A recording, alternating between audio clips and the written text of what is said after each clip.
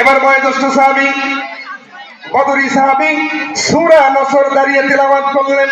দাঁড়িয়ে তিলাওয়াত করার পরে ওমর রাদিয়াল্লাহু আনহুকে বললেন, ও ওমর রাদিয়াল্লাহু আনহু, আমি সূরা নসর তিলাওয়াত করে ব্যাখ্যা বিশ্লেষণ করে দেখলাম আল্লাহ রাব্বুল আলামিন অচিরেই মুসলমানদেরকে ইহুদি খ্রিস্টানদের উপরে বিজয় দান করবে। তোরে বলেন সুবহানাল্লাহ। অচিরেই বিজয় দান করবে।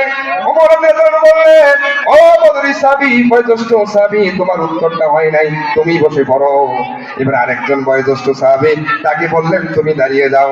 এবার তুমি দাঁড়িয়ে বলো তো যে সূরা নসরের মধ্যে এমন একটা মেসেজ আছে, এমন একটা সূক্ষ্ম মেসেজ আছে, এই মেসেজটা কি? আল্লাহ পাক এই মেসেজটা কি দিয়েছেন, তুমি কি বলতে পারবে? এবার বয়োজ্যেষ্ঠ সাহাবী দাঁড়িয়ে গেলেন, তিনি সূরা নসর সুন্দর করে তেলাওয়াত করলেন। তেলাওয়াত করবার পরে তিনি বললেন, ওমর খলিফাতুল মুসলিমিন ওমর রাদিয়াল্লাহু আনহু, আমি সূরা নসর তেলাওয়াত করে ব্যাখ্যা বিশ্লেষণ করে দেখলাম আল্লাহ রাব্বুল আলামিন এই সূরার ভিতরে মুসলমানদেরকে সাহায্যের কথা ঘোষণা দিয়েছেন। বলেন সুবহানাল্লাহ। ওমর রাদিয়াল্লাহু আনহু বললেন, ও বয়োজ্যেষ্ঠ সাহাবী, ও বদরি সাহাবী, তোমার উত্তরটা হয় নাই, তুমি বসে পড়ো। এবারে রাইসুল মুফাসসিরিন আব্দুল্লাহ ইবনে আব্বাস, নবীর চাচাতো ভাই আব্দুল্লাহ ইবনে আব্বাসকে ডাকতে বলেন, ও আব্দুল্লাহ ইবনে আব্বাস রে, ও আব্দুল্লাহ ইবনে আব্বাস, তুমি দাঁড়িয়ে যাও। ছোট্ট সাহাবী আব্দুল্লাহ ইবনে আব্বাস দাঁড়িয়ে গেলেন। দাঁড়ার পরে আব্দুল্লাহ ইবনে আব্বাসকে ডাকতে বললেন, খলিফাতুল মুসলিমিন, ও আব্দুল্লাহ ইবনে আব্বাস, ছোট্ট তালবেল মানুষ আব্দুল্লাহ ইবনে আব্বাস দাঁড়িয়ে গেলেন। এবার ওমর বললেন, তুমি কি সূরা নসর তেলাওয়াত করতে পারবে? বলে, হ্যাঁ পারবো। বলে, ঠিক আছে, তুমি তেলাওয়াত করো। বিসমিল্লাহির রহমানির রহিম, ইযা জাআ নাসরুল্লাহি ওয়াল ফাত ওয়া রাআইতান নাস ইয়াদখুলুনা ফি দীনিল্লাহি আফওয়াজা ফাসাব্বিহ বিহামদি রাব্বিকা ওয়াস্তাগফির ইন্নাহু কানা তাওয়াবা। আল্লাহু আকবার বলেন। ওমর রাদিয়াল্লাহু আনহু ডাকতে বললেন, ও মুফাসসিরিন, রাইসুল মুফাসসিরিন আব্দুল্লাহ ইবনে আব্বাস, তুমি কি বলতে পারবে এই সূরা নসরের ভিতরে আল্লাহ রাব্বুল আলামিন এমন একটা মেসেজ দিয়েছে, এই মেসেজটা কি? তুমি কি বলতে পারবে? বলে, হ্যাঁ বলতে পারবো।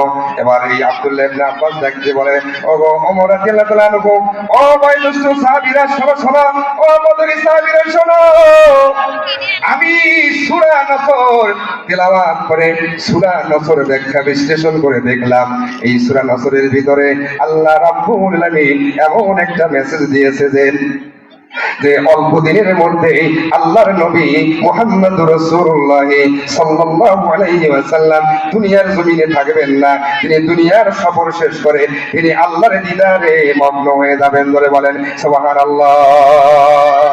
আর ধরে বলেন না সুবহানাল্লাহ। ও বদরি সাহাবী, আমি যে ব্যাখ্যা করে দেখলাম আল্লাহর নবী আর থাকবেন না দুনিয়ার জমিনে।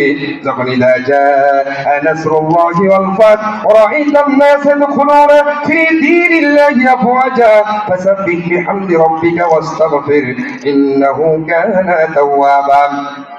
আল্লাহ নবী দুনিয়ায় থাকবেন না, এই কথা শোনার সাথে সাথে বদরি সাহাবী সবাই কান্না শুরু করে দিলেন। সকলের মুখ চোখ থেকে ঝরঝর করে পানি পড়া শুরু হয়ে গেল।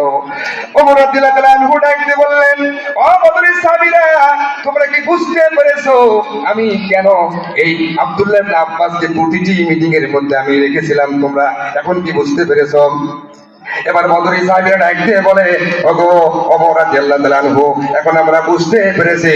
পরবর্তীতে দেখা গেছে রাইসুল মুফাসসিরিন, এই জমিনে এই পৃথিবীতে যত মুফাসসির আসবে, বাংলার জমিন শুধু নয় तमाम বিশ্বে যত মুফাসসির আসবে, কোরআনের তাফসীর করার জন্য যত মুফাসসির তৈরি হয়ে যাবে, সমস্ত মুফাসসিরের মুফাসসির হলো আব্দুল্লাহ ইবনে আব্বাস রাইসুল মুফাসসিরিন। জোরে জোরে বলেন সুবহানাল্লাহ।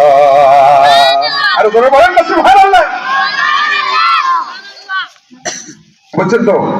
শুধু শানে নুজুল, শুধু সূরা নসরের শানে নুজুল মানে একটু শেষ হলো, এখন মানে তাফসীর শুরু হবে। ইজা জাআ নাসরুল্লাহি ওয়াল ফাত, যখন আসবে আল্লাহর সাহায্য এবং বিজয়, হে রাসূল আপনি দেখবেন দলে দলে লোকেরা কোরআনের মধ্যে আল্লাহর দ্বীনের মধ্যে প্রবেশ করতেছে। চিৎকার দিন আল্লাহু আকবার। সেটা কি হয়েছে?